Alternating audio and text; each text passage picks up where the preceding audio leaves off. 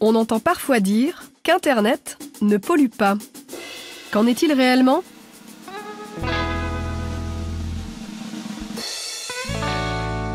Allons voir les chiffres.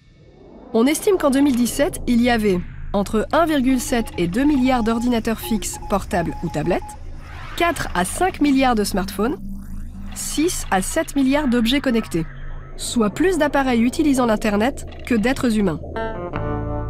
À ces appareils, il faut ajouter 800 millions d'équipements réseau, comme les routeurs ou les box ADSL pour les faire fonctionner, et environ 60 millions de serveurs hébergés dans des data centers.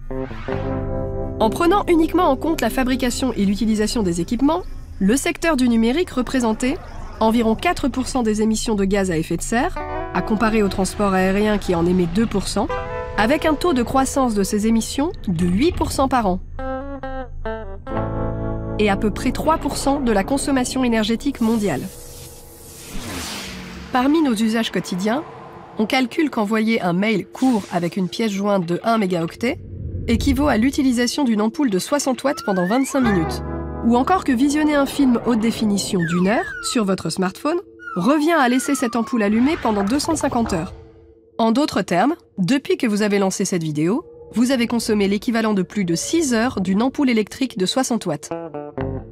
À cela s'ajoutent les effets de la production sur l'environnement.